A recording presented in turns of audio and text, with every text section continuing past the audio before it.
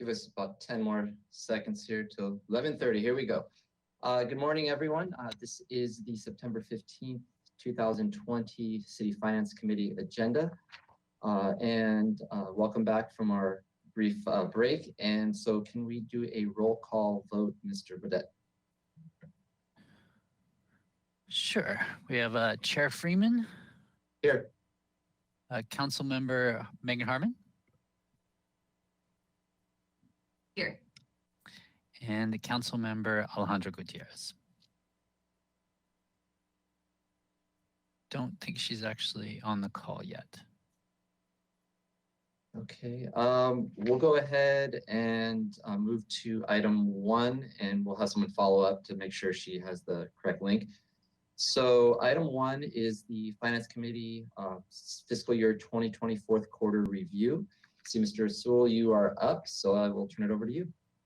Thank you very much, Chair Friedman. My name is Mark Sewell. I'm the accounting manager, and I'm here to give you a report on the fourth quarter for fiscal year 20. These are our preliminary numbers, and the finance department will be back before you in probably December with the full year wrap up. Not sure that's the correct presentation, Brendan. Sorry. There we go. Excellent, thank you. So yes, again, this is the preliminary wrap up for fiscal year 20, and we are currently preparing for our financial audit, and then we'll come back to Finance Committee and to Council towards the end of this calendar year with the completed and audited results. So next slide, please.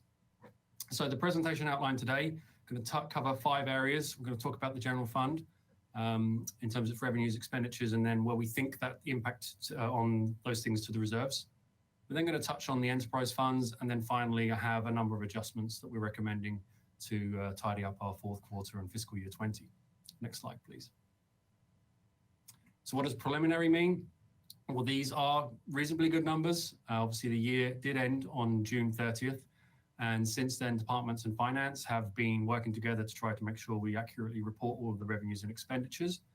And it will include some year-end adjustments to come in terms of the preparation of the comprehensive annual financial reports. And of course, they are currently unaudited, and we have a professional accounting firm who will be joining us in a couple of weeks' time to start auditing our results. Next slide, please. So general fund revenues, next slide. I'm going to follow a similar format to what we've seen before in terms of starting at a kind of a top level and then going into some of the details of some of these categories. And I'm not going to go into every single one because, of course, some have more relevance than others. But we started the year with an annual budget of $174.4 million of budgeted revenue. And we are reporting at this point in time $164 million, which is about a 10 million shortfall in revenues. And I'll go on to demonstrate more on the following slides. Next slide, please. What I will talk about in future slides as well is how did we achieve that result in this fiscal year, or in fiscal year 20, because if you compare the sort of the middle of the chart there, it looks like our revenue has grown from 157 million last year to 164 million. That might be surprising in a year with the COVID pandemic impact. And of course, it is a little surprising in the sense that it wasn't actually reported through general fund tax revenues. There were a number of one-time revenues received by the city, which has helped to report that 164 million, which is still, again, 10 million short of budget. But if you look at the very, very bottom line, we're comparing on a like-for-like basis, a budget of 166 million to an actual of 148 million, which, as you can see, is a significant variance. We lost about 11% of revenue. So moving into then the main category of general fund taxes highlighted there. Next slide, please. That is broken down by the categories you see before you. And as you can see that primarily there's 4 major groups of there. You've got a sales and use tax, Measure C tax, TOT, and property tax. And each one of these has been impacted differently as a result of the COVID pandemic. Next slide, please. So we'll start firstly with sales and use tax. And you can see sales and use tax there is reported at 21.5 million, which is a shortfall against budget and last year of about 11%. Next slide, please. TOT, this is, sorry, back one. The TOT is the one which has had the largest impact. And of course, that would be reflective of the lockdown orders and the market just stopping overnight for hotel stays and the like, and therefore 15.1 million is reported. And really, from March through to the end of the fiscal year, there was very, very little additional revenue coming in that hadn't already been received and booked by the end of February. And that represents a 22% decline on prior year. And so you can see for total taxes, against the budget of almost 117 million, the city received 109 million. And so therefore, that's about a 7 million shortfall. Next slide, please. The next category I'll look at is other revenues. And as you can see from this slide, it looks like other revenues actually came in above budget. And that's again where, if you go to the next slide, please. I wanted to pull out the impacts of these one-time revenues. So next slide. Within this other revenue category, you'll see those two items, intergovernmental and miscellaneous. Those items are reported above budget, and this is where we've recognized these four revenues that were received in fiscal year 20 that are not general ongoing taxation revenues. And therefore, while they benefit the city and help with the reserve position, they are one-time in nature and therefore cannot be planned going forward. The largest of which, you can see at the top there in terms of one-time settlements, that was money received by the city as a result of a claim against Southern California Edison. And then we have the decision to defer some general fund capital. This was taken early, as soon as we saw that the general fund revenues were going to be impacted by the COVID pandemic. And so that capital transfer was reversed and money sent back to the general fund. And those capital projects have been deferred to future years.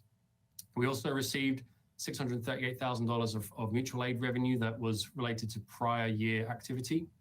And then at the very bottom of that list of four items there, we see a repayment of general fund loan. That's actually represented in two loans, with the general fund loan money to the Measure C fund and to the airport fund. And so that coming back, those repayments don't necessarily mean that the general fund balance has increased, but it does help in the sense of converting a loan which is unspendable into cash, which can be used for the needs of the city. And so when we strip out those one-time adjustments, you actually see that the category for other revenues reported a 12% reduction to budget, with an actual of 18.6 million compared to the budget of 21.2. And actually that's a 14% reduction from a prior year. Next page, please. Fines and forfeitures. This is an area where the city took some decisions around impact of COVID. And of course, while the lockdown was commencing in March, April, and May, the city wasn't enforcing parking and things like that. And so therefore, that has the impact of a reduced revenue stream coming into the city. Next slide. And there again is the summary of the other revenues that on paper are above budget, but of course explained by those one-time revenues. Next slide, please. So then fees and services. Again, this is an area where up until the end of February, like all the other general fund taxes, we were very confident and comfortable that the budget was achievable and maybe even going to be beaten. The performance up until the end of February across all of the categories was doing very well. And then overnight, of course, everything changed. And you can see that, next slide, please. In the Parks and Recreation Department, where of course a lot of their revenue is generated by user fees for renting facilities or for after-school programming or for spring camps or summer camps, all sorts of myriads of activities that unfortunately were not able to be delivered as a result of the lockdown orders and public safety requirements. And that manifests itself in a 35% reduction against budget of those revenues. Next slide, please. And similarly, within the Community Development Department, the amount of permitting activity for large projects dropped significantly, as well as building inspections. And so that therefore has an impact on the department's ability to generate revenue. And so the total other revenues actually missed by 18% and nearly $4.5 million reduction within the departments. Next slide, please. So here again is the first sort of slide I put up, and in terms of the summary of the position. On paper, it looks like the city missed budget by 10 million. When you factor in some of those one-times, it could have been worse.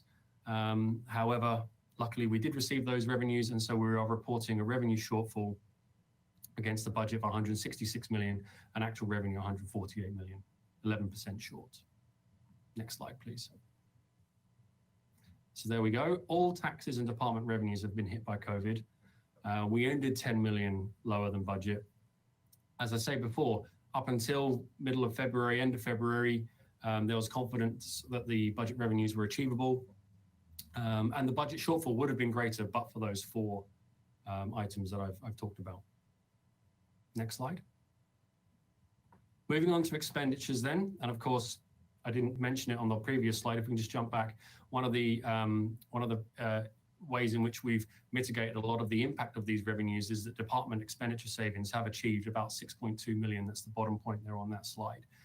Of course, that was suggested at the time that costs would be managed, very, very strictly, and we're seeing the results of that. And I'll go into more detail in the following slides. Next slide, please. And again, here we go. So this is the general fund departments. And next slide. And what I'll do is I'll talk about them in their sort of major categories. And again, when we come in December, there'll be final numbers and more detail available should it be required in terms of the presentation. But we have looked at these with a fine-tooth comb, and you can see that for general government, against a budget of 20.5 million, the actual end-of-year spending was 18.7, with a further 1.8 million, a 1.8 million saving against budget, with a further 0.6 million encumbered, with therefore leaving 1.3 million of the original budget remaining and helping the reserve position, offsetting some of those revenue losses. And the majority, and I could say it in every case, so I'll just say it once really, the majority of these savings across all of the departments is keeping vacancies open, salary and benefit savings. Of course, we know salary and benefits is the major cost in the general fund, and therefore departments have operated at lower than budgeted staffing levels, and that's generated the majority of these savings. Next slide, please. Next is our largest category in the general fund, which is public safety. The only thing I would mention here is that you can see that the fire department on these sets of numbers is showing an adverse variance to budget of $99,872. Well, the fire department has minimum staffing requirements and therefore doesn't have the same kind of trends as the other departments in terms of its ability to hold vacancies open, and actually responded to a high level of mutual aid calls within the fiscal year. And so further in the presentation, there's a budget adjustment requesting that we appropriate additional revenue that has been received for mutual aid, which will cover that overspend within the fire department. And then you'll see just above that line with the police department, this is where, again, vacancies have been the main source of that $1.4 million saved against budget. Next slide, please. And then again, some significant savings here across these other departments. But of course, as I've already shared in previous slides, the Parks and Recreation Department, the Community Development Department, the Public Works Department, the Library Department, they all had their own challenges in terms of revenue generation and reported lower revenues than budget. And so therefore, these savings help to offset that, but are not able to completely recover all of the lost revenues. And so the bottom line there shows against a budget of 167 million, an actual spend of just under 160 million, with a net saving of 7.5 million, a further 1.3 million encumbered for a remaining $6.2 million at the end of the fiscal year. Next slide, please. So what does this all mean? And I'll before I jump into the numbers on this, I'll give a little bit of a health warning in that this is the earliest the finance department has ever attempted to try to bring a relatively detailed reserve position to finance committee or council as part of the year-end close. There are a number of moving pieces, there's a number of complexities, and it takes time to make sure that they are absolutely as accurate as they can be. But of course, given the situation and the unprecedented nature of the COVID pandemic impacting our financials, we wanted to make sure we gave you a good flavor. And of course, we'll come back in December with the final numbers. And I'm very hopeful that they aren't going to be materially different. They're not going to be exactly the same. So that's why I think that I wanted to say that, but they should be close enough and good enough to rely upon from your consideration going forward. Next slide, please. So what are reserves? Reserves are the funds accumulated over time, the difference of all revenues and expenditures. General fund does have a policy that it likes to keep 25% of the future budget, operating budget, as a reserve for instances such as disasters and contingencies. And of course, the COVID pandemic is hitting that on the head as an ideal reason. And going into this fiscal year, reserves were almost fully funded. So the city was sitting in a very good, prudent, conservative fiscal position to be able to weather something like this. And of course, however long this continues, though, the strategies are going to have to change. But going into this issue, the city was in a pretty strong financial position. Of course, COVID has had a significant impact to all revenue sources and has required a further use of reserves because the city spent more than it received. And again, I mentioned Department Expenditure Savings have helped to offset some of this impact. So now on the slides here, I want to show you kind of where have we been over the last 15 or so years. The darker blue bar that you see, which is the first bar, represents the city's disaster reserves. Now, there was a fear when we were putting some of our scenarios together a few months ago that the city might require the use of disaster reserves. However, some of those one-time revenues has helped to mitigate that fear. And so therefore, you're still seeing that the disaster reserves are fully intact at the end of fiscal year 20. But of course, the difference between the gray line and the lighter blue bar is represented by the orange bar that you see below the line. That is the shortfall of reserves that we are projecting at this point in time against our policy. Policy of being $35 million or thereabouts. And we're recognizing we think we're going to probably be about $8 million below that at the end of fiscal year 20 when all things are said and done. Next slide, please. So how did we get there? So these charts are going to build as I try to explain this because there are lots of numbers and it can be quite confusing. And so I want to do my best to try to talk you through the story again and how this really impacts the bottom line. Where does the rubber hit the road? So underlying revenues were $14 million lower than budget. And you can see the categories that I'm using there of the sales and use tax, the TOT, and then all the other taxes. So it was a difficult year from an ongoing standpoint of how does the city generate most of its revenue. Next slide, please. We then see the impact of the one-time revenues coming in, which is 7.2 million. And again, that was based on a deferral of capital and some settlement monies that the city received. We also have to then factor in the year-end variance that we plan as a budgetary tool. We do expect the departments will save some money, and therefore we plan that as an anticipated year-end variance. So now we see how we get to the net variance of $10 million where I started the presentation. Next slide, please. Now we'll factor in the expenditures that I've just talked about and that $6.2 million variance. And I'll also show how we're dealing with the repayment of the loan. The repayment of the loan doesn't necessarily change the financial health of the general fund. All it does, again, is it converts what was a loan that was receivable and unspendable, it's not cash, into cash, which now can be spent and therefore impacts the available reserves. And then next slide, please. In addition to what we've reported, we're also then allocating some monies for the seeding of the CCE.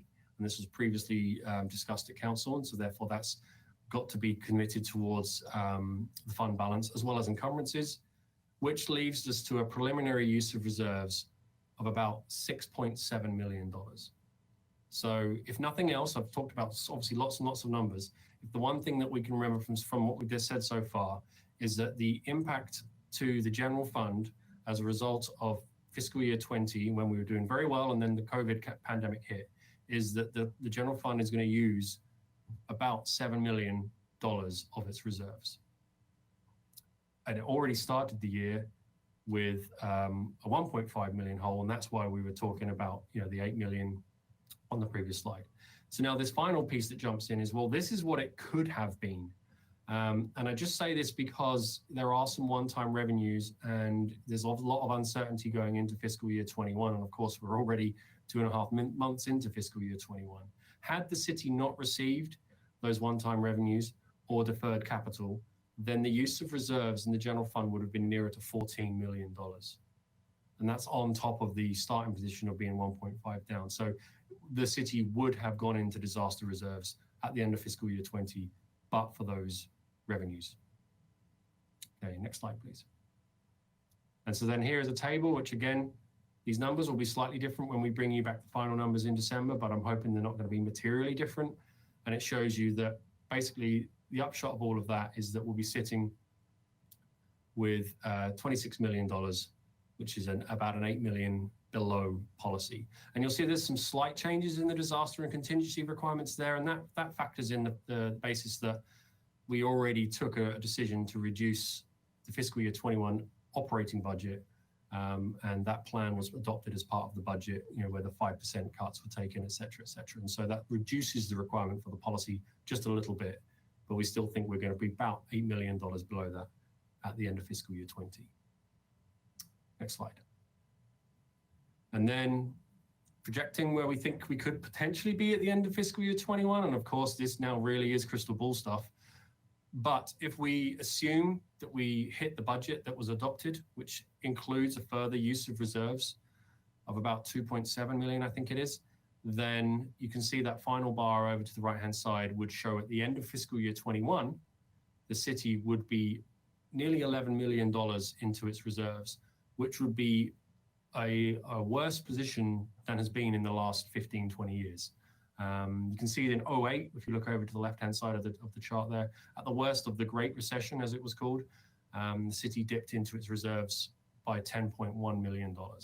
And so, even with a plan to save 5% and all the other things, fiscal year 21 is still very uncertain from a standpoint of general fund reserves. Next slide, please. So that's the end of the general fund section. I'm not sure if there's any questions around that, Mr. Friedman, if you want me to pause or do you want me to continue? You're reading my mind. I will open it up to questions from my colleagues on the general fund portion of this, if there are any right now.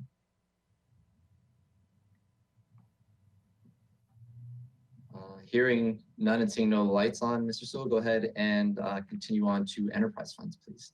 Thank you.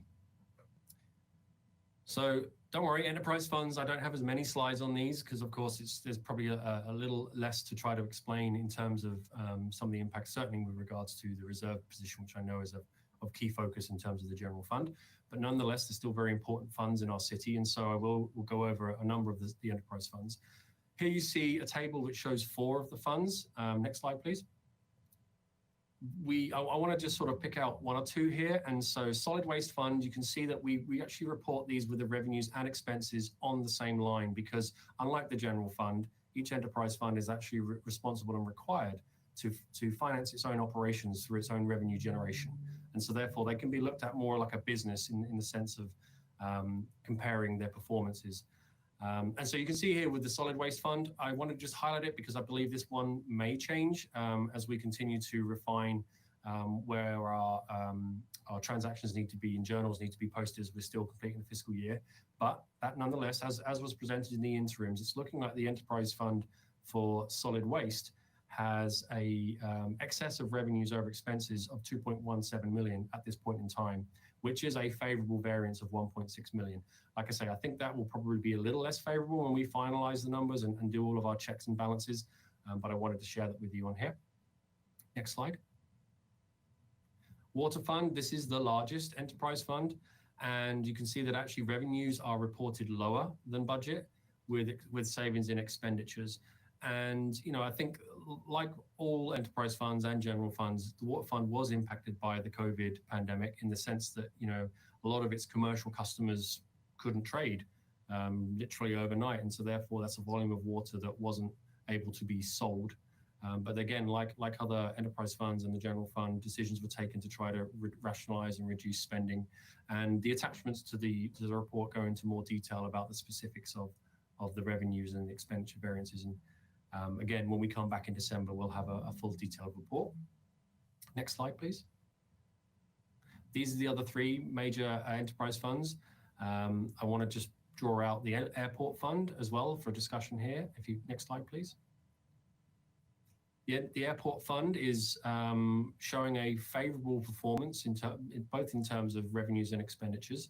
And that might surprise 1 or 2 of you in terms of, well, why wasn't that impacted by the COVID? Well, of course it was. And flights dropped significantly again overnight, I believe from over 30 daily flights to 5.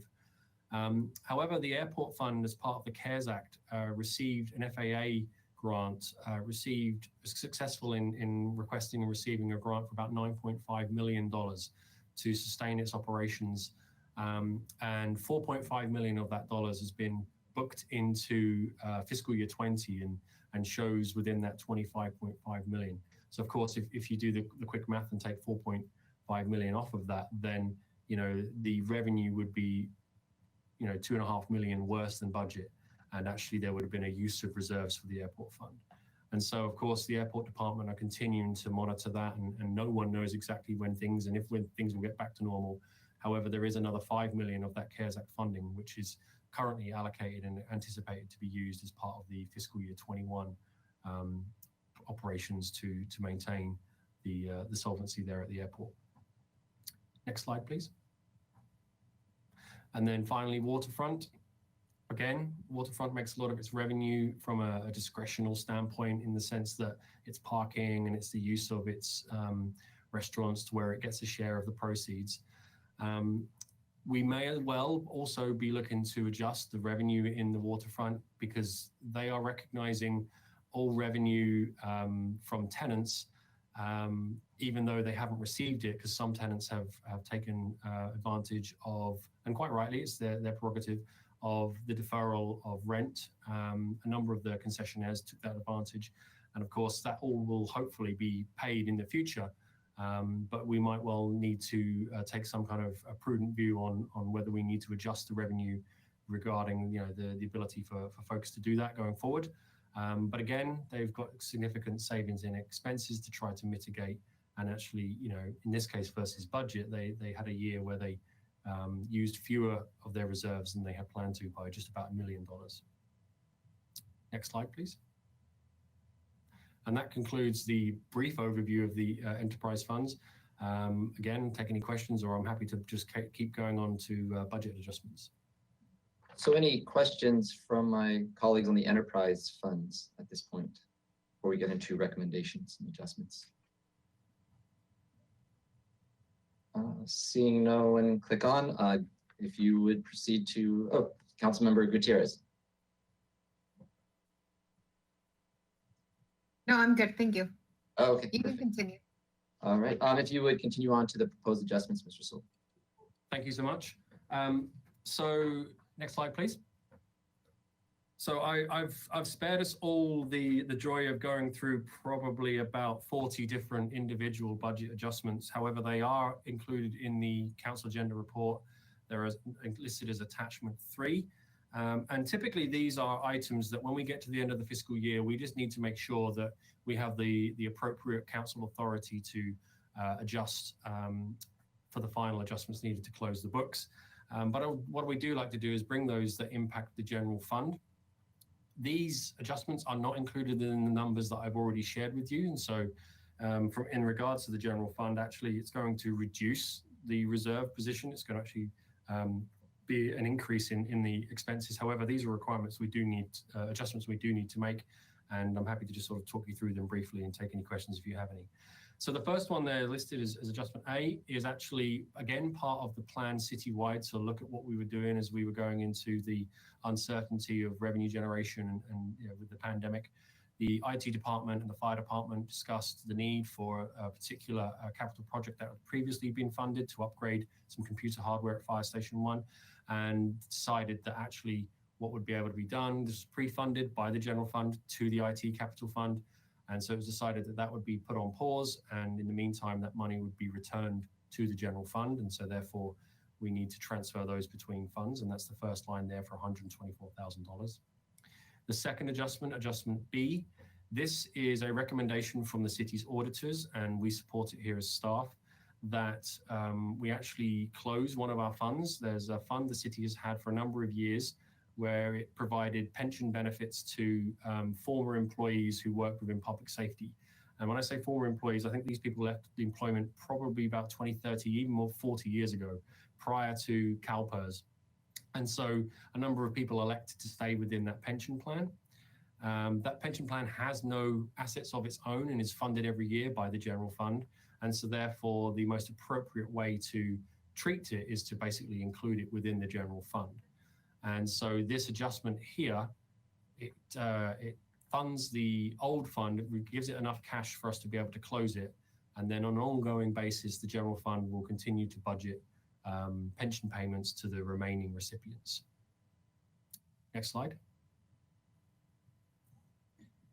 These last few adjustments, C is related to, and we do this every year, we have a surcharge, I suppose you could call it, on a number of our permits within the Public Works and Community Development departments, which is designed and approved to build up a fund for a future replacement of computer software to be able to be used to make the permitting process even better. And so, of course, we're currently using a seller, so that's why we would say a replacement for a seller. And that's many years in the future, and when we need to be replacing it, then hopefully we'll have a sufficient pot of money. And so this here is really the revenue that was received in excess of what was budgeted, and to be able to put it and mark it and reserve it specifically for that future replacement, we need to increase the appropriations in the general fund for that purpose. The measure D, adjustment D, this is I touched on it earlier about the fire department where I showed that their expenditure was slightly over budget. Well, they have enough revenue to be able to cover that, and so this adjustment appropriates that revenue and then provides the budget authority, and so therefore tidies up and clears up the fire department's spending. And then finally in E, this is, again, an accounting adjustment because we want to try to make sure that all of the purchases of city vehicles are made through the Fleet Capital Fund, and where they are charged directly to a different fund, we look to then actually process some transfers in and transfers out such that it helps with our capital reporting. So it's not a request for any new vehicles, it's really just an accounting adjustment to then make sure all the costs are in the appropriate fund for when we need to close our books and capitalize our fixed assets. And so the upshot of all of that, as I mentioned at the start of the presentation on the adjustments, is that the general fund will actually have a use of reserves of 274,000, and that's primarily the bringing in the old pension plan and reporting it as part of a general fund liability going forward. And that concludes my budget adjustments, the general fund. I did want to pull out one other adjustment because it was quite a large one. In consultation with the Public Works Department, and obviously with things that have been improving, and I'm not saying that we're through it all yet, of course, but a few years back, a drought water fund or a water drought fund was created for us to be able to specifically budget and allocate funds that were required as part of the very, very dire at some points situation the city had with regards to its response to the drought, and things like bulk purchases of water and other items were charged through that fund. Well, luckily things have improved somewhat to the extent that the Public Works Department and the Finance Department agree that now would be a good time to basically close the water drought fund and bring it back into the main water fund, thereby consolidating it, and should there be a need in future to reinstate a water drought fund, then it would be something that the Public Works Department and Finance would bring back to council. But for now, we're looking to just consolidate all of the assets and all of the liabilities and revenues, et cetera, into one fund to just aid the operations going forward. That does conclude the budget adjustments that I've pulled out from attachment 3. And I guess really the upshot of what I'm hoping for today is that the Finance Committee recommends Council that they accept the preliminary fiscal year 20 interim financial statements for the 12 months ended June 30th, 2020, and approve the proposed fourth quarter adjustments to fiscal year 20 appropriations and estimated revenues as detailed in this presentation and as part of attachment 3. Thank you. Thank you, Mr. Stool, for the very detailed report on our finances from the previous fiscal year and the proposed adjustments.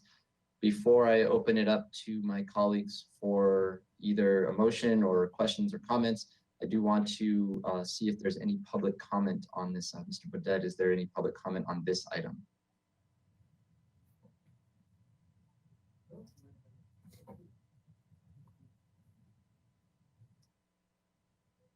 You're on mute, Mr. Baudet. Sorry about that. Mr. Chair, I can take that. We don't have any raised hands at the moment, Mr. Chair. Let me ask if anybody is on the line who's looking to make public comment on this specific item, on the budget item. Please raise your hand in the GoToWebinar app. And I'm not seeing anybody, Mr. Chair. Okay, so I will close public comment and we'll make an announcement. General public comment for items not on the agenda will be after this. It was inadvertently left off the top of the agenda, so we'll be coming back to that next. So I will open it up to my colleagues with any further questions or comments. See, Councilmember Harmon, you have the floor. Thank you, Chair Friedman.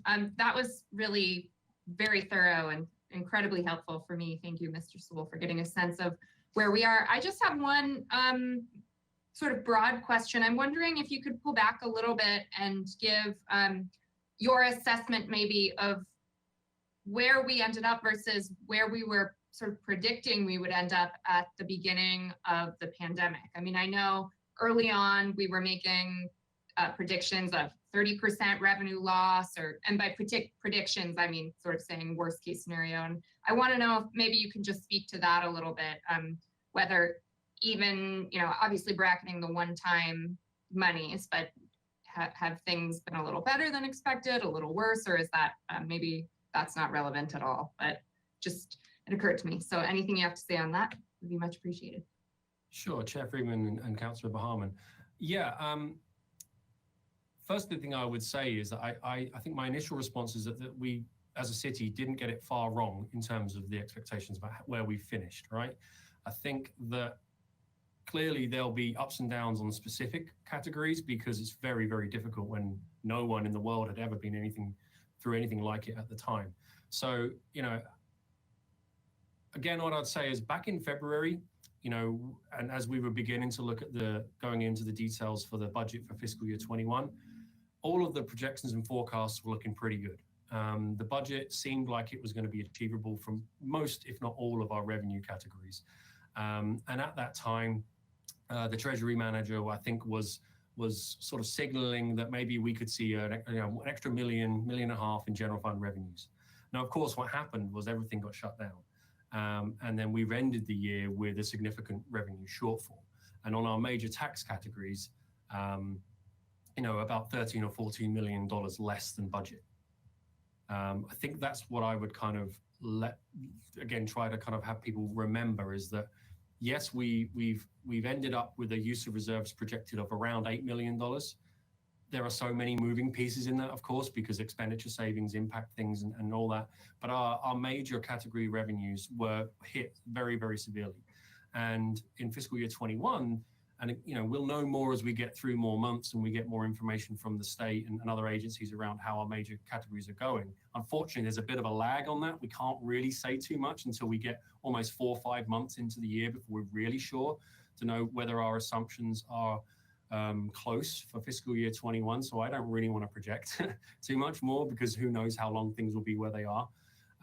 But I would categorize it by saying that I think the city did a good job and obviously reacted quickly to trying to mitigate a lot of these revenue shortfalls. And some were a little higher than we thought they might be in terms of coming in, and some were a little lower. But we will be, as I say, coming back to the full year audited set of accounts in December. And I'm sure, there'll be more updates to come around how we look against our fiscal 21, because as Mr. Casey said when he presented the budget, this is going to be something where we're going to need to look at it very regularly and be prepared to act swiftly if things move adversely compared to our assumptions.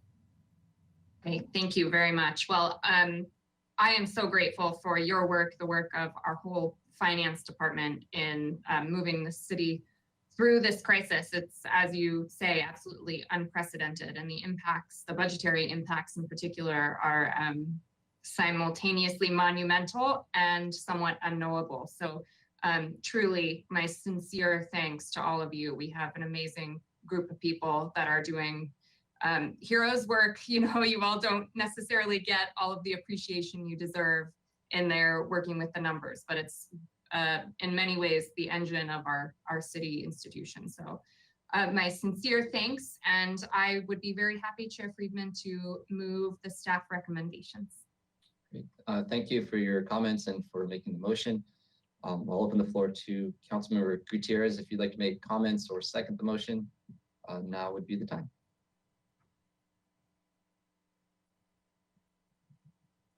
I will second the motion. Great, thank you. So there is a motion on the floor. It's been seconded. I would just like to echo comments of Councilmember Harmon and thank all of our staff. I'd like to thank the city organization and all the departments as a whole for coming to the table and with concessions and holding vacancies, which also means extra workload on the employees that are here. So I want to appreciate all of our staff throughout the city that have helped us achieve our budget goals and bridge the gap that we've had, and also the work that you've done to keep the city functioning during this unprecedented time. So with that, there has been a motion and seconded, and may I get a roll call vote, please? Absolutely. So the recommendation is to move staff recommendations forward to full council. Councilmember Harmon, Yes. Councilmember Alejandro Gutierrez, Yes. and Chair Freeman. Yes. So passes unanimously. Thank you for that item.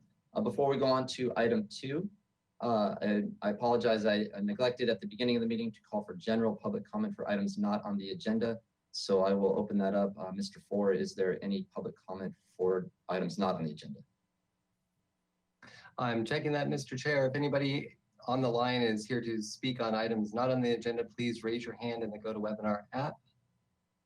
I will call upon you. No, Mr. Chair, I don't see anybody here for general public comment. Okay, thank you. So I will close general public comment, and we'll move on to item number 2 on the agenda, which is an update on the Healing Justice initiatives and our budget that we wanted to bring back in September.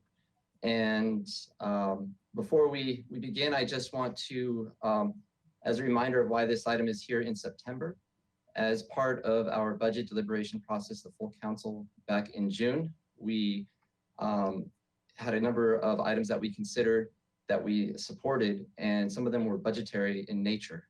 And part of the request was we have to figure out how to fund those and move forward with them. And what the request was to bring the initial take back to the Finance Committee in September, which is what we're doing now. And so we're going to be hearing some of these items. And so I want to preface this by saying that our staff has worked to implement these items and have a path forward. And we will be, as you'll see in the presentation, looking to have significant community input from all stakeholders, including our police officers, because it's important that everybody has a stake in what we're trying to accomplish. In particular, when we're looking at the 4 positions that the council authorized in terms of what are those positions going to do, how are we going to fund them, and then also looking at our police department, which we'll get into in the presentation, we want to ensure that everybody has a voice and a stake and has participation in just exactly where we can have additional outside resources for items that aren't really necessary policing, and then items that such as mental health and homelessness, and then we can focus more on items that are traditional policing. And that will be part of the presentation today to understand what that process will be, and any changes that the council ultimately will decide will be data driven. So with that, I just wanted to preface that so everybody understands where these items are coming from. They came out of our budget hearings back in June, and I will turn it over to Mr. Ford. Thank you, Mr. Chair. I appreciate that. Thank you for that introduction. My name is Matt Ford. I'm Senior Assistant to the City Administrator, and I will skip my intro and go on to your great introduction. But back in June, as you mentioned, Chair Friedman, as part of the adoption of the budget process, City Council directed staff to pursue a number of initiatives that were brought to Council by Healing Justice. And we're going to give a status update on those things. I will tell you that this will be a group presentation today. I'm going to lead this off, and then we'll have a number of speakers speaking on different things, and then I'll come back and close it up. So the items that you directed us to pursue were, number 1, looking at streamlining the special event permitting process and the process for all kinds of events throughout the city. Jill Zachary, the Parks and Recreation Director, will talk to you about that. You also directed staff to develop a pathway and look at the feasibility for the establishment of an African American Community Center. Ms. Zachary and Henry Thompson, the city's airport director, will be speaking to you about that. The third is an update on the development of a co-response agreement between the City Police Department and County Behavioral Wellness. And Chief Lori Luno, the police chief, will speak to you about that. Fourthly is conducting a resource allocation study of the police department. We'll get into great detail on that item. And then finally, one item that was mentioned by council of looking at the feasibility of moving parking enforcement from the police department to the downtown parking division of Public Works. So with that, Ms. Zachary, the Parks and Rec Director, is going to come online and talk to you about special event permitting.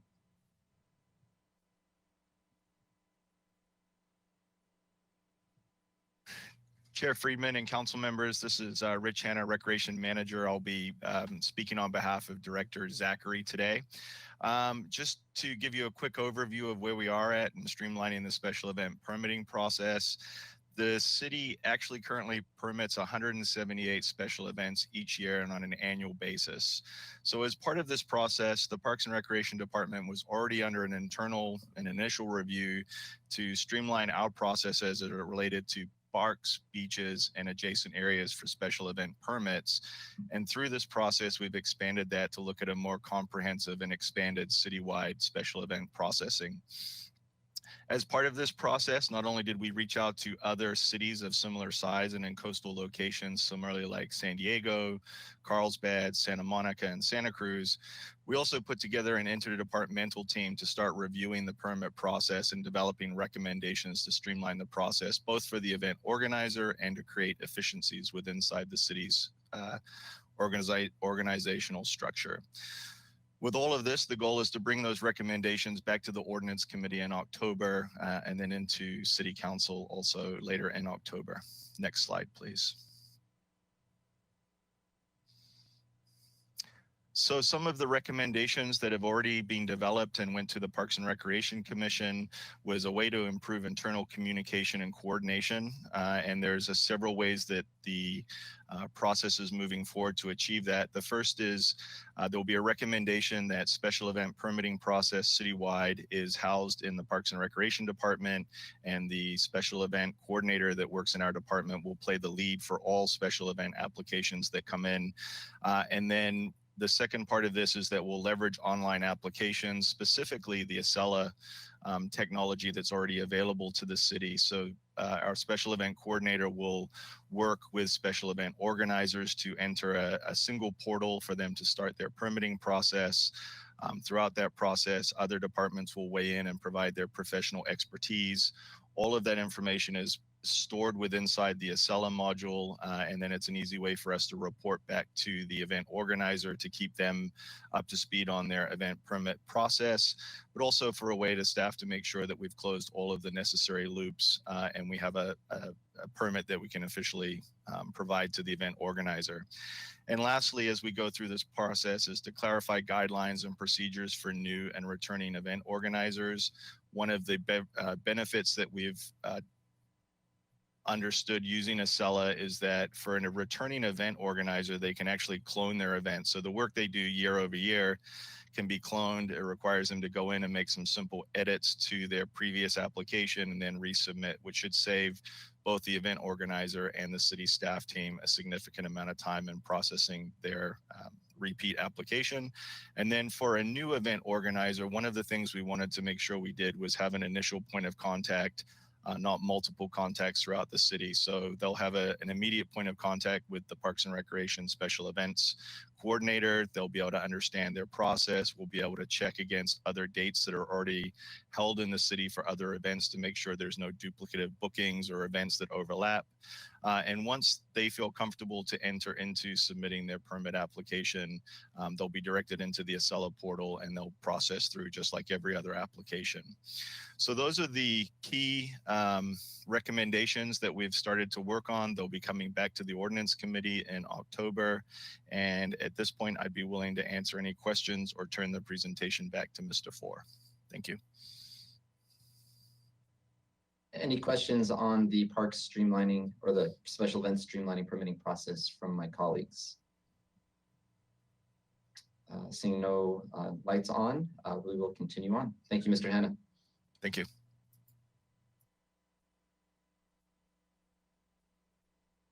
Good afternoon, Chairman Friedman and council members. Jill Zachary and I have been actively working with the organizers on options for an African American Cultural Resource Center, one that will provide a sense of place for the community.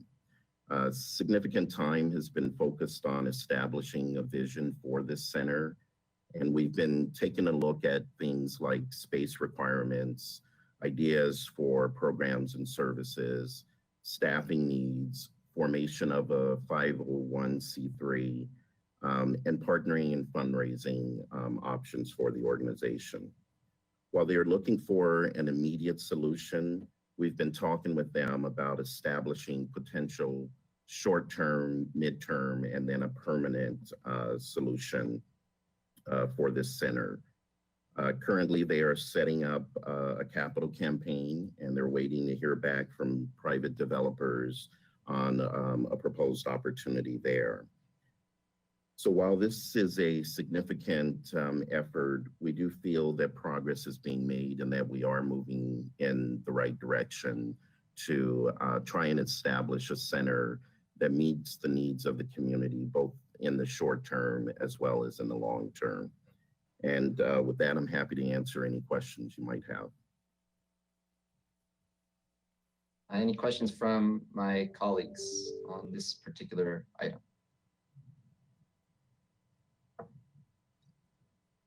Seeing no lights on, Mr. Thompson, thank you to the work you and Mr.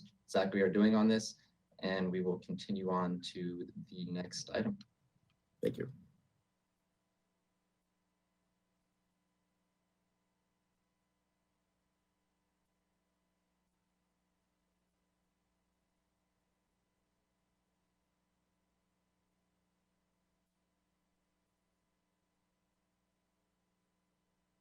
I will jump right in. This is my item, Mr. Chair. The Santa Barbara Police Department has entered an agreement with the county to partner for a full-time co-response team. And the goal of that team is to provide a safe, compassionate, and effective response to individuals with behavioral health issues who typically come in contact with law enforcement. This co-response team is going to include a full-time Santa Barbara Police Department officer who is labeled our crisis intervention co-response officer, and then also a full-time behavioral wellness mobile crisis worker. And they will respond in partnership in the same car, and they will address community members experiencing behavioral health crisis.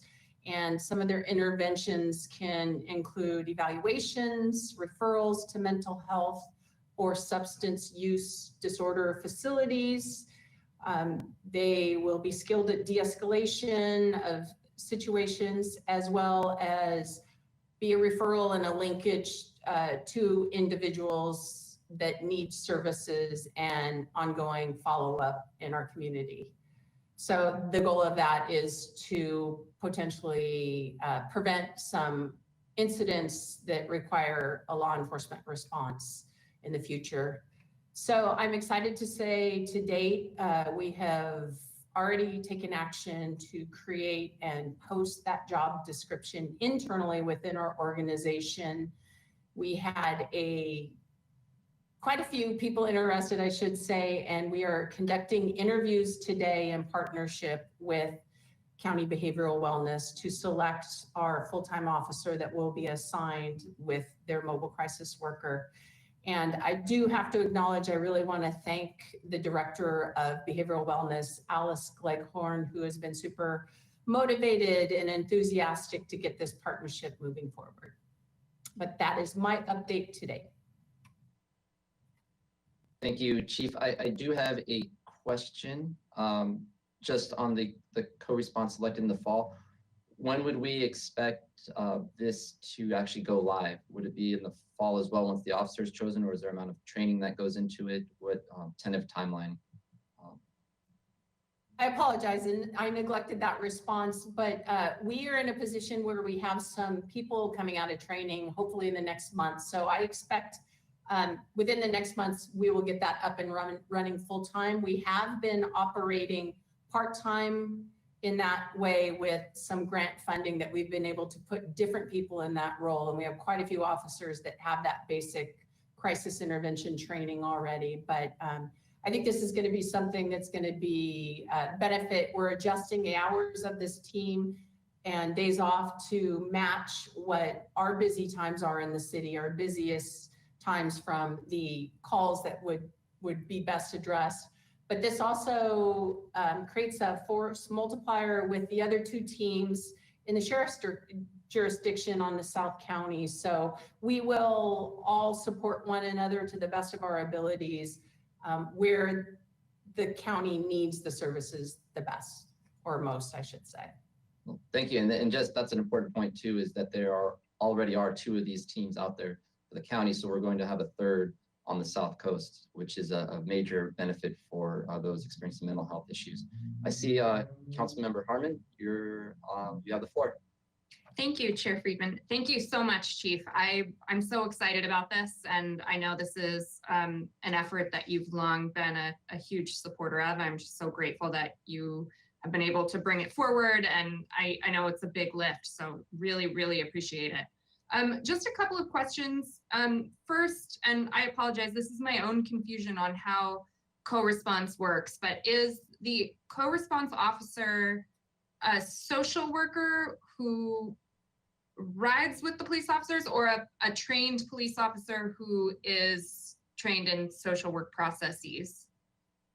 Thank you, Councilmember Harmon. Yes, it is a trained police officer that has additional layers of training in crisis intervention. And my prior agency, we saw a lot of cross training. That's the benefit of this program. They work full time with this mobile crisis worker. So the level of training and day-to-day interactions gets expanded. So it is a police officer because we recognize they still may have some need for that level during a crisis, but they are dressed down and a little less threatening attire, which we'll get to, but it is a softer approach, if that makes sense. That's awesome. I also, just as a quick aside, I really appreciated that you noted that substance abuse will be something that this co-response officer is trained with resources in connection with. I know that's a big issue, particularly in my district of late. I've seen quite a bit of drug use. So I really appreciate that that is something that you were focused on. And my other question is, do you have a plan, or will you put in place a plan for data collection once this co-response officer is onboarded? Are we, or maybe I should just say that's an interest of mine, over the longer term collecting data on, I don't even know the words, the calls that this person goes on. That's the technical term, I guess. Do you have a plan for that?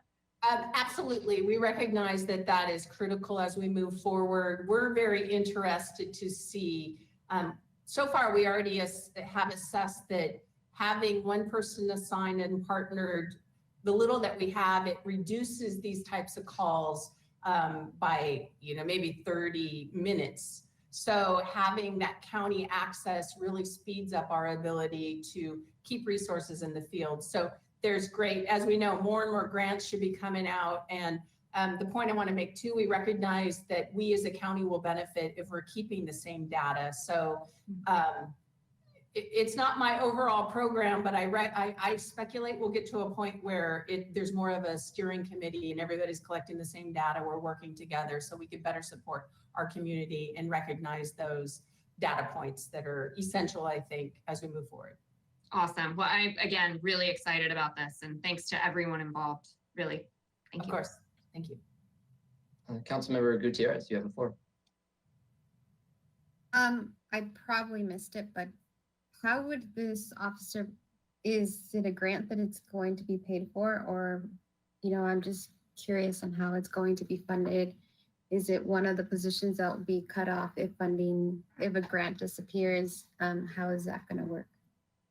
Yes, Councilmember Gutierrez, this is actually a full-time position that we are allocating to this with the belief that this will help minimize additional calls in the field. So with some of our additional officers coming out of training, which is super exciting for us in the near future, we're going to put this position in as a specialty position. It will stay full-time.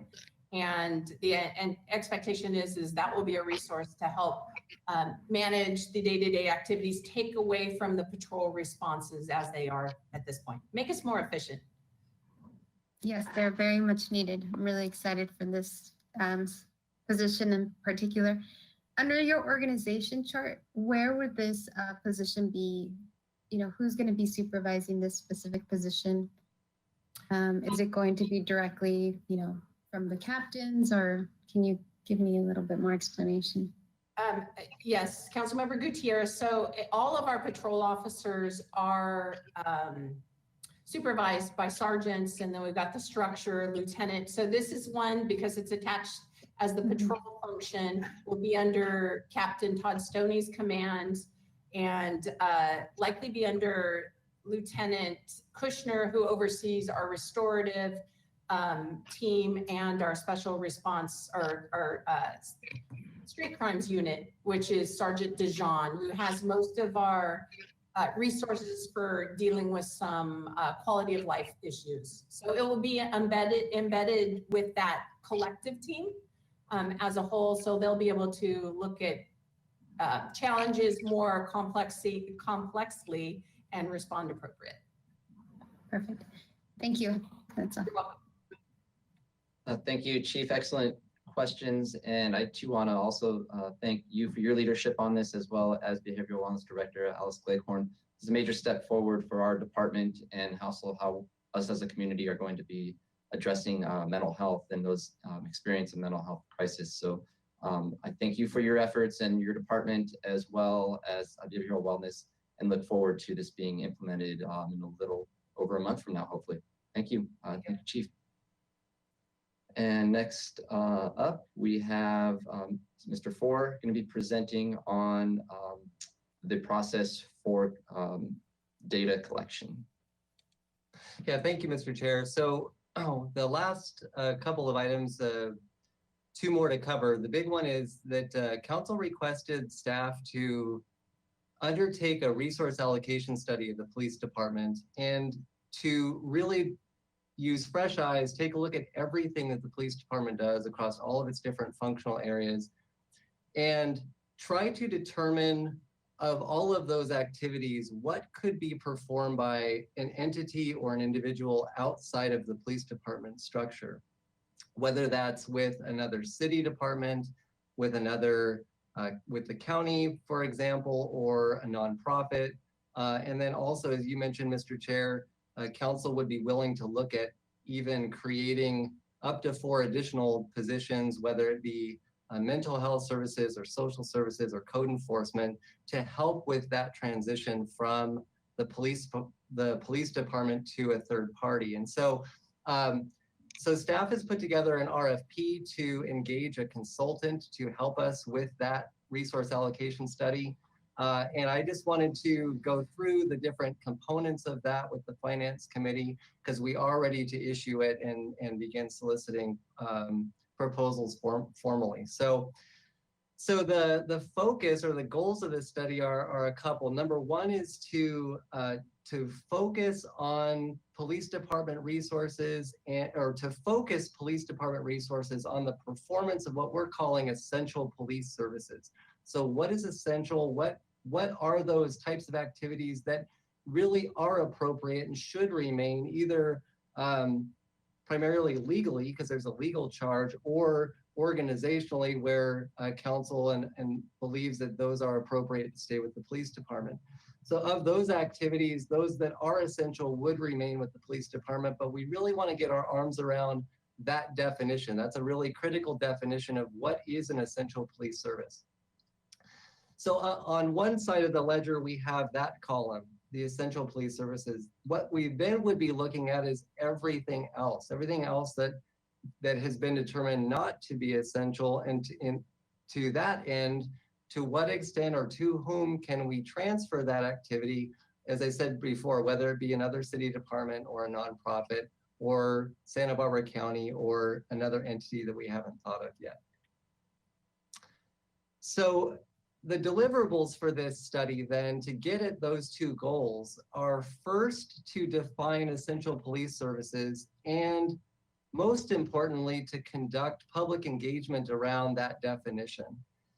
Before we look at any data, before we look at all of the things that the police department does, we want to make sure that we understand clearly the definition that we're using to then divide those activities between essential and non-essential. So what we're asking of the consultant is to do some workshops, solicit public input on that definition, and also, beyond large-scale public workshops, conduct interviews with critical stakeholders and thought leaders and all those things to really inform where we arrive on the definition of essential police services. The second part of that then is going to put all that together in a report, starting with the definition of police services. We'll then say, tell us about your data analysis. What did you find in terms of the activities that the police department undertakes that belong to that essential police services category, and then everything else. But the way that we're going to do this is to have the first deliverable being an administrative draft report. And this is very similar to how we do any big study like the sea level rise study or an environmental impact report, for example. We'll have an internal draft to look at.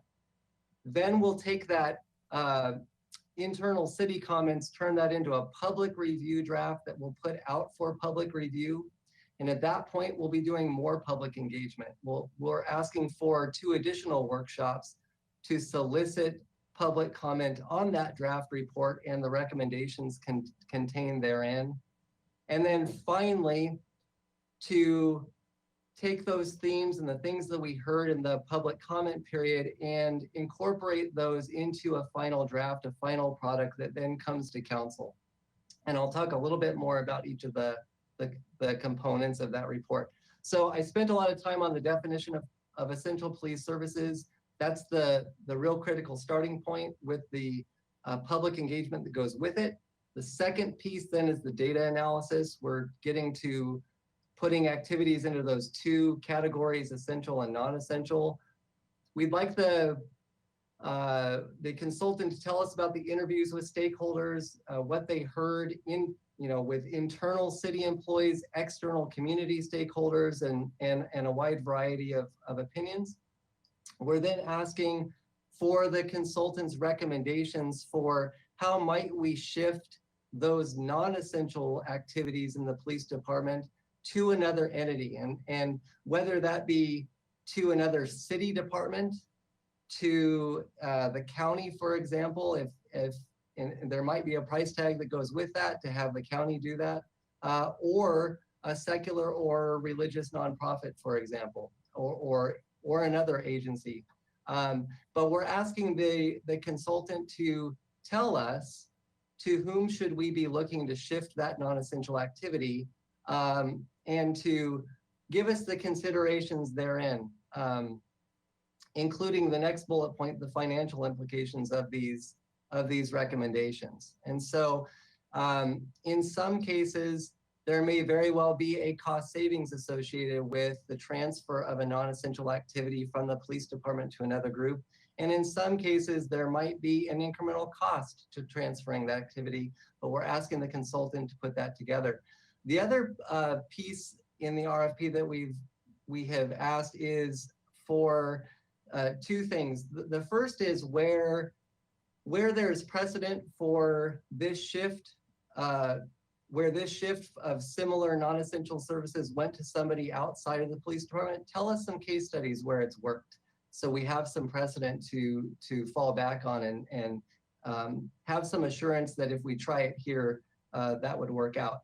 The second item is, and you'll see this in the scoring of the proposals, but it's also something that we're asking for in the recommendations, is to the extent that these recommendations involve meet and confer with unions, for example, we'd like the consultant to be aware of that and to discuss what the implications might be on the collective bargaining end as we look to make these transfer of duties.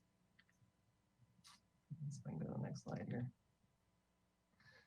In terms of the type of contractor we're looking for, we're certainly looking for somebody who has experience conducting similar studies, not just strategic plan for existing police departments, but looking with fresh eyes at core mission and what's involved in that, and who else could perform those non-essential services. We're really looking for somebody with a good track record of public engagement experience. Public engagement is going to be very essential to this process. We're going to start off the process with it, as I mentioned, with the definition of essential police services. And during the public review period, and as we solicit comments and build those into the final draft of the report, public engagement is going to be key.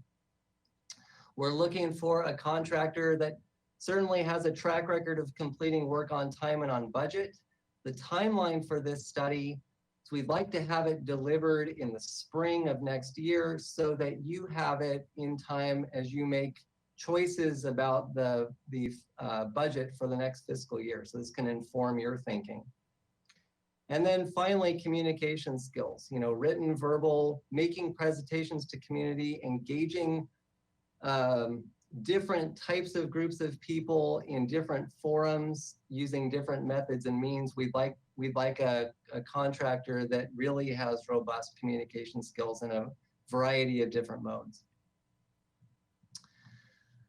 From a timeline, we have this RFP ready to go. It's packaged up and we're ready to release it to the street. We did want to give you this briefing before we do that. But our goal is to issue the RFP in mid-September, right about now. We'd like to conclude negotiations with the contractor and bring back a contract to council by mid-November before the Thanksgiving break. And then with that, the contractor can get started on the definition of essential police services, do the public engagement, start doing the big data analysis. We'd like the administrative draft with, at least we could see where the contractor's going with recommendations by late January or early February. We'd then put it out for public review. We're looking at mid-February to mid-March then for the public review period, those follow-up workshops, and then building that thematic public comment back into the final report that we bring to council in late March. So that's our estimated timeline as of today, and we'll certainly know more as we get proposals in from the different respondents. In terms of budget, this is another unknown. Our estimate is that this type of report can be upwards of $100,000. Again, we'll know more when we get the actual proposals and we negotiate contract terms with the selected contractor. I will say that this is an unbudgeted item. It's not currently budgeted and programmed in the current fiscal year. So when we do bring the contract to council, we'll be asking for that appropriation from general fund reserves to fund this study. And I'm going to stop there before I go on to the next slide, and I'd be glad to answer any questions about this project before we move on. Any questions at this point from my colleagues? Councilmember Gutierrez. Thank you, Mr. Ford, for this presentation. I really liked how you mentioned the importance of public engagement. I also would like to see in this study staff perspective. I know that there's a lot of staff within the police department, sworn officers, non-sworn officers, that have really seen throughout different chiefs and just the waves of how the city has grown and, you know, have gone through different historical events. And I really want to hear from their perspective on how they're feeling, what they think, you know, they should offer to the community, how we can help them build a stronger team, department. I really want to hear from the staff. So for me, it's really important to hear from all staff from that department, not just the sworn officers. So if you can somehow, you know, put that in, that this is, at least I'm speaking for myself, but from other community members, I've had conversations. I believe that in order to have a strong department, we need to hear from the staff, the people that are actually, you know, working in that department on a daily basis. Thank you, Councilmember Gutierrez. Mr. Chair, is a good point. In the RFP, we do specifically mention that the consultant will meet specifically with the Police Officers Association and the Police Management Association. We can certainly include the civilian side as well. That's an easy one to add. Yes, please. Thank you. I definitely concur. I think that got into the whole definition of stakeholders. We are trying to include all stakeholders, including our police department and the public. So a very salient point, Councilmember Gutierrez. Councilmember Hartman. Thank you, Mr. Chair. Thank you so much, Mr. Ford. I really appreciate this. This is an important step. I just want to talk about the estimated cost briefly. I'll admit I was surprised to see an estimate of $100,000. I'm thinking back to the two recent reports we've commissioned, the downtown report. The name is escaping me right now, I'm sorry, but that was approximately $80,000. And then the Novak report on our community development department was less than that, I believe, right? So can you explain to me where this $100,000 figure comes from? Is it because it looks at so many different departments and has so many stakeholders? And was this just a guess? Do we expect it to come in under that? Or is that really what we're looking at? Just so I can set my expectations in terms of cost. Yeah, thank you, Councilmember Harmon, Mr. Chair. This is, it's kind of both. You know, I spoke to some consultants. I spoke to other agencies who had not undergone this specific kind of study, but had done more strategic planning, you know, had somebody come in. They included resource allocation as a piece of strategic planning, but I couldn't find anything, and I spent quite a bit of time, couldn't find a study that was really analogous to this. I did err, you know, my sense is that we're erring on, I wouldn't say the high side, but I took what I learned from those other studies and I did add some, because of, there are two items. One is the scope is bigger than what I've seen with the other ones. Certainly is. Public engagement is greater than the other ones that I had seen. They were more internal working documents with a smaller audience. This one, you know, we're making public engagement a central piece of this in two different stages. The third item is, you know, I think one of the variables that will have a bearing on this is the data, the quality of data, for example, that the consultant will comb through. And so this is something that we've all had experience with. And one of the things that we're doing to try to help with the certainty of costs is to give the respondents a huge data set, a year's worth of scrubbed data where we've taken all of the identifying and confidential information out, but they can see exactly the quality of data that we have. You know, in my experience in my former career in solid waste, we ran up against this all the time working with garbage companies and consultants, where consultants would take two approaches. They would either assume that the data was corrupted and not so good and they would bid high, or they would assume that it was rosier than it was and they would change order us to death. So one of the steps that we took was we're going to give them a year's worth of the data we have, and we're hoping that that will inform their bid and come in with more accurate bidding. So, you know, I hate to say I'll know when we get the proposals, but I can tell you we put quite a bit of thought into trying to get more accuracy in those proposals, if that helps. Great, thank you so much.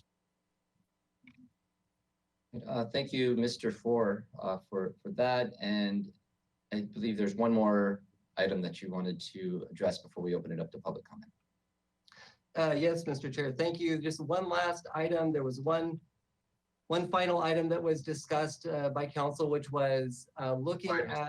For one moment, I saw Councilmember Gutierrez. Did you have another question?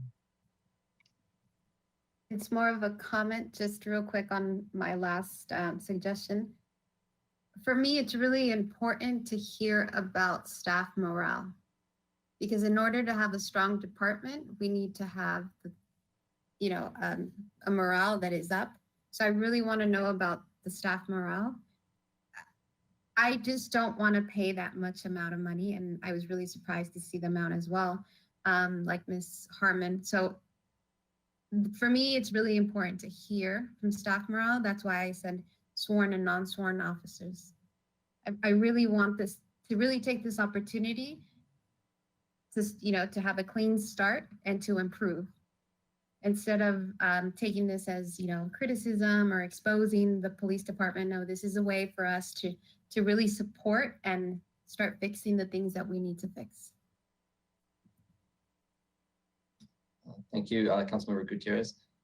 And if you would continue on to the next item, Mr. Ford. Thank you.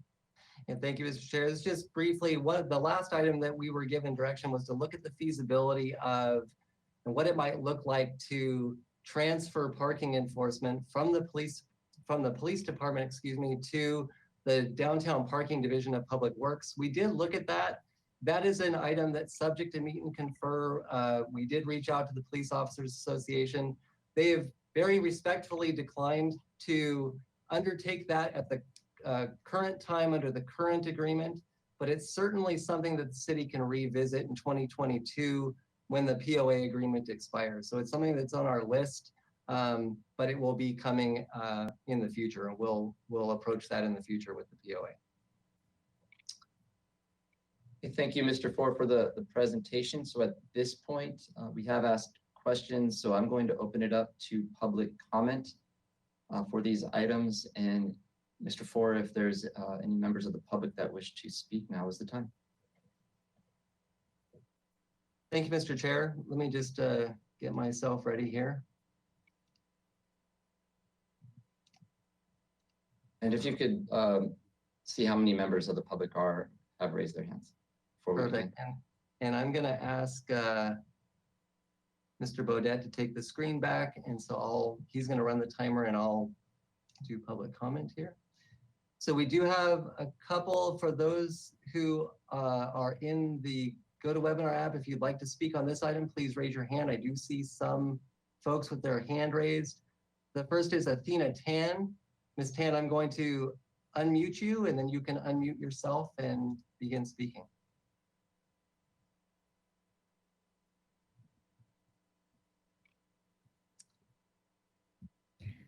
Hi, so you're discussing budget allocations today in the name of Healing Justice's demands from June and pretending they came out of consultation with Healing Justice organizers.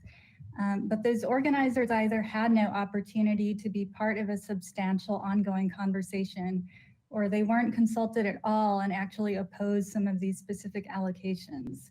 So I really don't know how you can sit here and nod and not see that you're participating in the exact kind of systemic racism that you're pretending to counter by holding this session at all and stipulating that demands can be met on terms that you set, and treating your white police chief as the true arbiter of racial justice policy, despite her terrible record of engaging with any community members critical of policing. I'll focus here on the SBPD co-response officer position. I think there are other people who will address the other issues here. I think you think the demands that healing justice organizers and those of us in solidarity with them are coming from some abstract place. So I'll give you a personal anecdote. I've been in mental health crisis and received a police and CARES team response. The CARES staff stood by and did nothing while the police officer mocked and humiliated me in front of my neighbors, even though I presented no immediate threat to anyone, including myself. Ultimately, anyone else present in a crisis situation becomes subordinate to the police if you don't start by limiting police power and treating that as the root problem. I'm an Asian American woman who weighs 120 pounds. My traumatic experience makes me really terrified for anyone else who has police respond to their mental health crisis and doesn't have the privilege of appearing conventionally harmless. The fact is that co-response teams do not create any additional checks on police inclination to repress, use force, and see themselves in a fundamentally defensive position. These things are obstacles to community healing. Even devolving police duties to social workers is not enough. City Council needs to backpedal, have SBPD stop their co-response officer search now, and actively commit to healing justice, like the group's name says, through public mental health responses that center the social roots of mental health crises.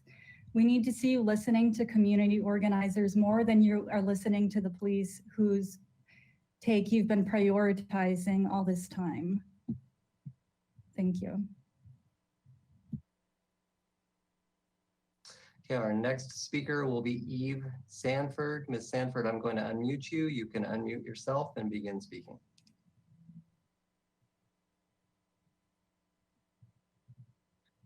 Hi, good afternoon. This is Eve Sanford. Before I start, I just want to mention that Stanley Zenkoff is yielding his time to me. I have a few points that I'll be going through, actually quite a few, so I'll just get started. So I guess before we get into the agendized items, I just want to mention that it seems to me like there's a clear lack of discussion in this finance report around the police station. As our city council, you postponed about $2 million.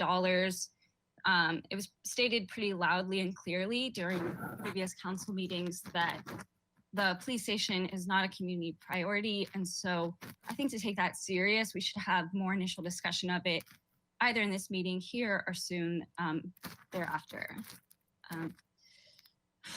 Moving forward, so the crisis intervention co-response officer, the community asked for police reforms that include more resources for dealing with mental health issues. We know that this makes up a significant bulk of the calls that SBPD takes, especially when responding to houseless community members. I want to be clear that when we talk about mental health resources, what we mean are professionally trained and licensed individuals who have a therapeutic practice. And it doesn't mean a police officer dressed in leisure wear or plain clothes. And so I'm pretty disappointed to hear that this role is actually being considered in such a way, or actually, I guess it's already underway from what we've learned today.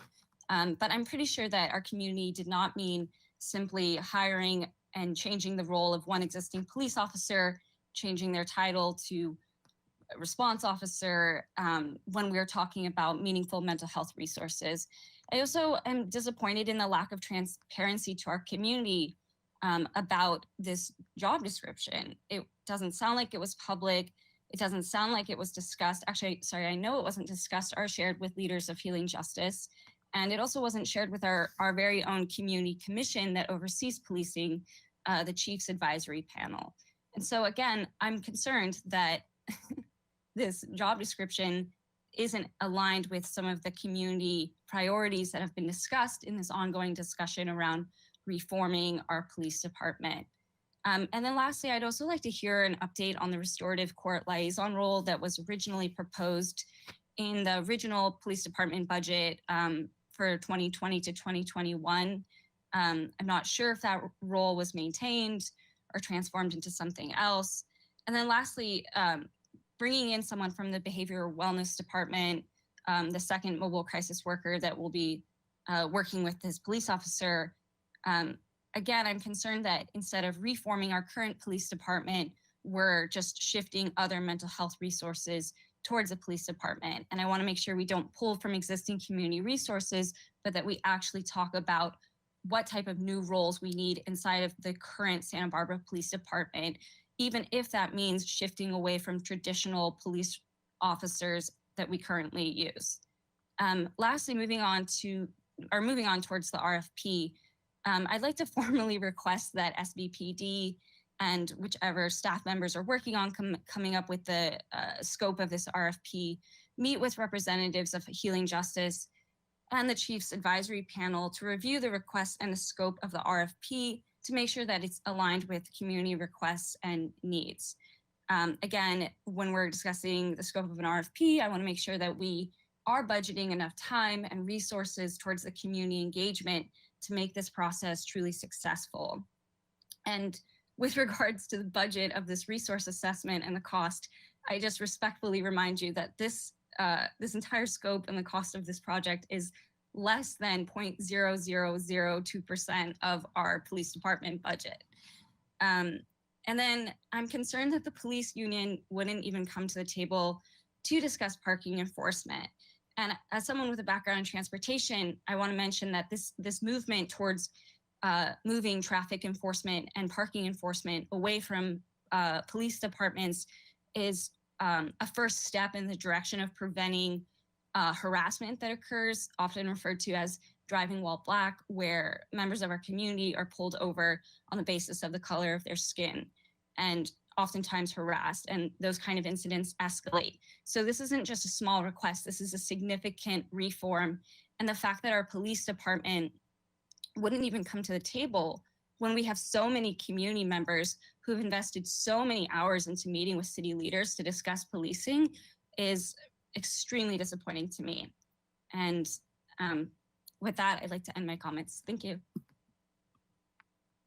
Thank you very much. And just to clarify at the top, Mr. Sankoff was yielding his time, and the council rules allow for an item on the discussion to yield 2 minutes of that speaker's time. So it was those two speakers of that one speaker for those who were watching why there was additional time. Okay, our next speaker is Stephen Crane. Mr. Crane, I'm going to unmute you. You can then unmute yourself and begin.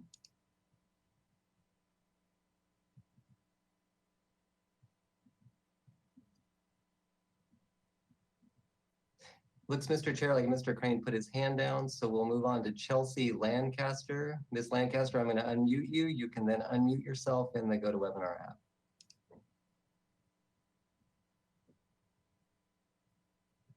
Hi, I am calling to express my frustration and disappointment that this is happening today. There's been very little public dialogue. Actually, there's been zero public dialogue. It sounds like there's a lot of dialogue happening with the police department.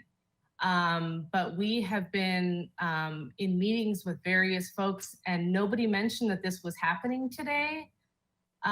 We are not asking, organizers and Black folks in this community are not asking for police in casual wear to respond to behavioral health emergencies. There's also been zero dialogue about race in this conversation. Y'all are putting out an RFP for folks whose skill set includes good communication skills, et cetera, zero conversation about how this person needs to have an explicit anti-racist, anti-oppressive lens. They need to understand the root of policing, which started as slave patrols to protect white male property. And in Santa Barbara, it's arguable that that is still their main function. This is not what community asked for. So I'm frustrated that you have named Healing Justice in the beginning of this presentation as if this is like acceptable on any level. We have met with various stakeholders on a one-on-one basis, and we hear different things from different people in every meeting. So we, as community organizers who are carrying a lot of labor, uncompensated, and taking risks in this community all the time, have to chase down information only to be told different things by different people. The police chief has refused to have any meaningful dialogue, any form of transparency. When people ask about meaningful oversight, again, some of the organizers from Healing Justice, including Simone Ruskamp, who had an organization called Equity SB over 3 years ago, did a full comprehensive detail of our use of force policy, which is awful. And again, the clapback is always the we're already doing X, Y, and Z. What we're doing is not enough. This is not good enough. This is not what we asked for. This is not what Black folks, Black organizers, Black women in Santa Barbara asked for. So I'm kind of caught off guard. I didn't even have time to prepare any talking points because we found out about this meeting from somebody else. Why is Healing Justice not presenting today? Why are you all trying to claim the narrative and act like this is a good thing? I also want to name the moving parking enforcement and all that. That cannot end up being a shell game for y'all to be able to claim that you defunded the police in any way, shape, or form. Thank you. Our next speaker is Simone Ruskamp. Ms. Ruskamp, I'm going to unmute you. You can then unmute yourself and then go to webinar app. Hi, everyone. Are you able to hear me? Are folks able to hear me? Yes, we can hear you. Okay, so I first want to start by saying that Chelsea and I, if it wasn't known or it has been obscured, are some of the founders of Healing Justice in Santa Barbara. And as she mentioned, I'm incredibly disappointed that KEYT can reach out to me to see if there is information I would like to share, but that the council themselves did not reach out to Healing Justice Santa Barbara as a presenter, considering our name is literally in the agenda item. Matt Ford, you referred to public comment and you used the word fanatic, but when you talked about the police union refusing to meet with you, you used the phrase respectfully decline, and you put that in your notes, which means your bias is already incredibly apparent. I'm disappointed that you are not asking for more community input. What is the point of having a survey about what are the essential functions of the police department if the police union itself gets to determine when and if they come to the table? That means we can't use any of this information and data until the year 2022. So I would ask you, why do we continue to engage with systems that refuse to listen to evidence-based data? Again, I was incredibly disappointed that the qualifications listed did not include a background specifically in working within systems, specifically confronting anti-Blackness and racism in policing. We are not just here about money, we are here about human lives. We are here specifically about Black lives, the same Black lives that you all did not include or consult in creating this meeting. I'm also really disappointed that the police would put a position that is only open to internal candidates that has already closed on the 3rd without talking about cost, without talking about why it's only limited to internal, and not explaining how they're going to prevent bias and when this crisis intervention team is actually deployed. How do we know that, let's say, when there's a Black person who is symptomatic and a white person that is symptomatic, that the police department won't be more likely to only use this unit to respond to those with white folks? How are you ensuring that bias does not show up in these interactions? I'm also really concerned that when you all are talking about things that we have brought forth, like a cultural resource center, you are making it very clear that you have not actually engaged in meaningful conversation with us. You haven't even called the center right. It's not the African American Resource Center. It's the Black African American Cultural Resource Center. We were very clear that Black must be included because we understand that Blackness is in a context not contained within the United States. We understand that we include Latinx folks. We understand that we include folks of the Caribbean. So please don't talk about our work unless you've actually been a part of our work. Lastly, a trained police officer with some special training that the chief is not making clear is not the same thing as a social worker. And I'm saying this as a social work student. To be a social worker requires a license. It's also why there's title protection in over 36 states. Lastly, crisis intervention we know is flawed. the officers who ended up taking Brian Carreño from our community, who shot him multiple times, were all trained in crisis intervention. So if that's the only training that our chief is going to point to, I would ask you, does that actually add up? Because lives are still Thank you. being lost. Time is up. Thank you. Okay, our next speaker is Stephen Crane. Mr. Crane, I'm going to unmute you. You can then unmute yourself and begin.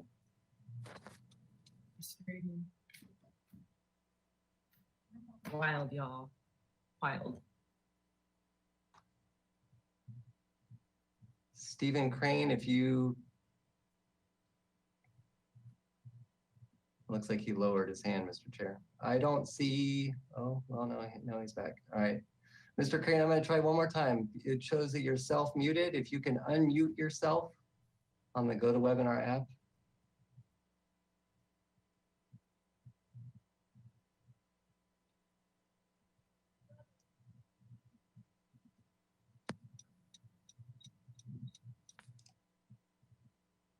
Mr. Chair, I'm not seeing any more public comments. Okay, thank you, Mr. Four. I'll start off, and then I will.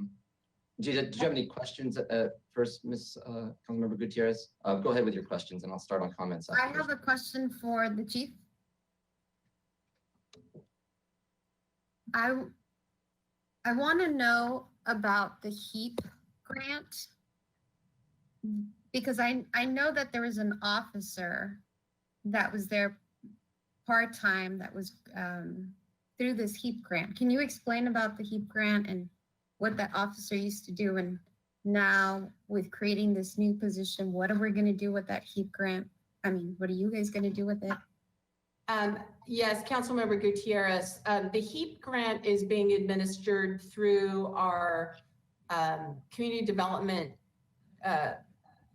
division, if you will, through the Housing and Human Resources Director. So they are fulfilling a lot of the outreach work on the streets with CityNet and some of the other homeless functions. And through that, they had been supplying some police officers for some additional resources to assist them. So that has been ongoing. And one of those little elements has been fulfilling this co-response role periodically until this point where we could get a fully assigned officer. So I know that those funds are coming up soon in regards to being exhausted, and then that community development is looking to moving forward. I think some of the other provisions have been laid out for the funds for the next round, but I don't believe it includes or is going to include an officer piece to it. So that grant is going to be disappearing? I think there's more funding out there, but the current one that we have been included on for our police officers, I believe is good through the end of this year. And how long has that part-time position been active? Again, since this is being facilitated through community development, I can only speculate. I think it's been at least the last year and a half. Okay. Thank you. You're welcome. Mr. Four or Mr. Bodette, if you took note of that, if you could follow up appropriately so we can get that information to the council that Councilmember Gutierrez is requesting. So are there any other questions at this point from my colleagues? So hearing none, I'll begin by, do you have another question, Ms. Gutierrez? Mr. Chair, after hearing public comment, I remembered about this HEAP grant and that there is an officer part-time, unfortunately, doing this type of work. I don't feel comfortable adding another city position when we do have a part-time one, and I know it's on grant, based on a grant, but I think the city and just nationwide, we are changing on the way of how police is engaging, and I'm hoping how police engages the community. And I understand that we need money. Right now, I don't feel comfortable investing that public money from the city to open a new position where we already have a part-time one that is being funded by a grant. I just don't feel comfortable adding a whole different position at this moment. So I appreciate those comments. My understanding of this grant is, or this position, is that it would be an ongoing permanent, and Chief, maybe you could speak to this, is a permanent position, and it partners with the county. And if we don't have well, I'm gonna ask you, what would happen if we don't have this position? What happens to the behavioral wellness position that comes along with it? Thank you, Chair Friedman. I'm sure they would be absorbed doing some general things with behavioral wellness, meaning the county resource. Ours would be back into the patrol ranks. So this isn't a cost savings if we don't fill the position. It's just a specialty position that we were allocated for this very important role in our city. So our choices would be to continue to have that officer as part of our patrol, or to have that officer be a partnership with someone from behavioral wellness to respond to mental health issues. Those are the two choices before us today. Yes, sir. I just ask us to consider that. I'll just be brief in my comments. I appreciate all the public comment today. And what I wanted to start out with is that this item today is a direct follow-up from the budget hearing back in June, where we were able to move forward and move in a direction for providing more mental health, more homeless and other services. But at the time, we didn't have the ability, one, to understand where that funding is coming from, and also what those specific services need to be. And so over time, staff has come forward, and we have the update today, but the request for qualifications and the consultant, and I also have concerns with the cost, but I think Mr. Ford was being conservative with it, being that it could come in less.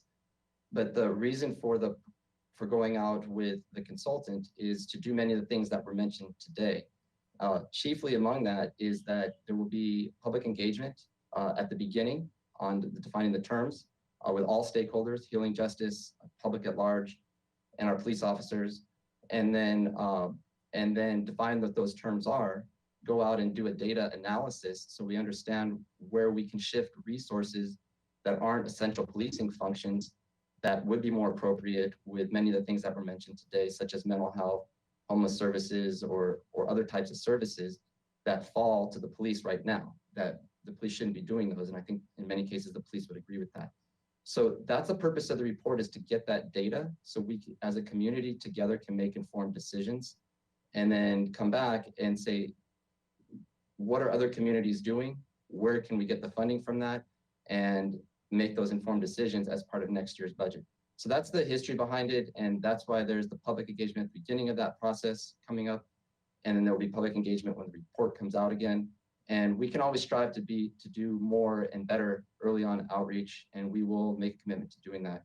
So at this point, I'd like to open up to my colleagues for their comments.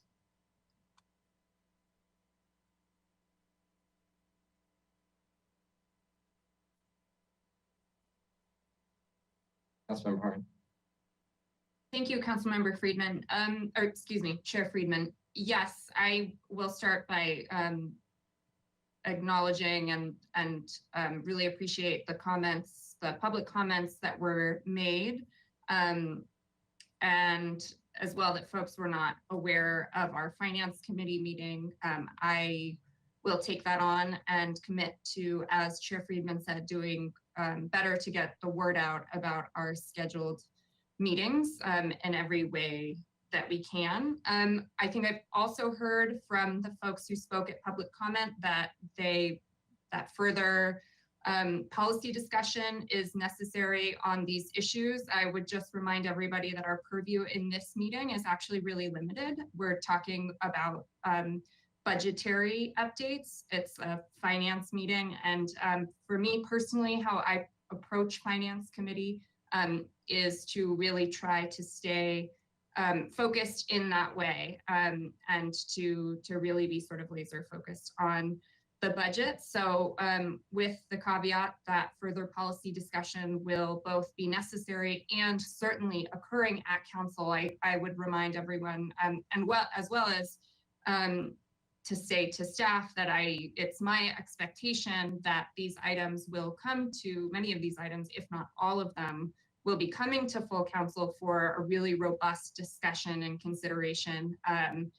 And I appreciate where we are on the budget. I think Chair Friedman made this comment with regard to the co-response allocation, of course, bracketing that further discussion may be necessary on the specific contours. I agree that this budget allocation should remain as suggested. I think it's important that we do begin to align our budget with our values, and this is a step in that direction. Of course, with much work remaining to be done. So with that, I look forward to this conversation coming to the full council for further and more robust discussion. Thank you. And thanks to everyone who presented and participated. Thank you, Councilmember Harmon. Councilmember Gutierrez, did you have comments?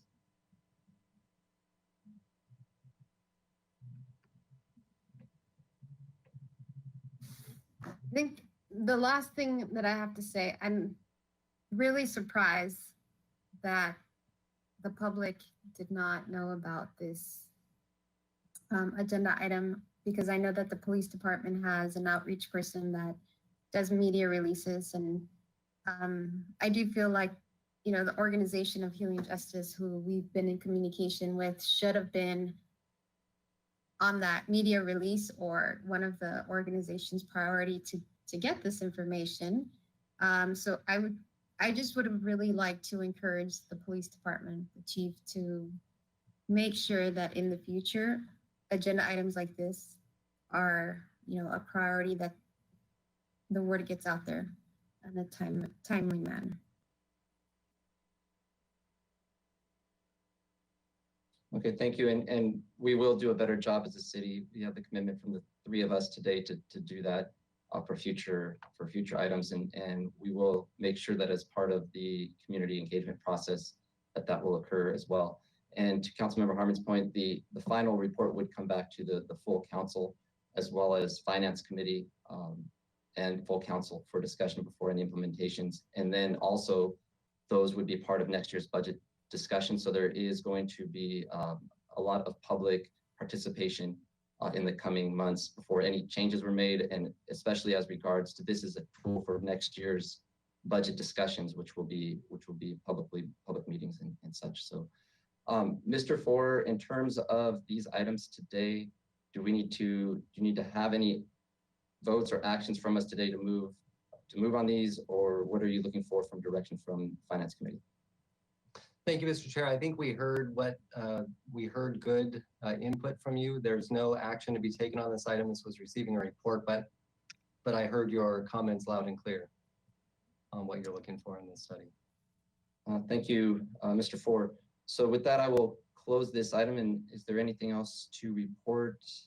Looks like that is it. So unless there's anything else, Mr. Four, we will adjourn this meeting of the Finance Committee. Thank you.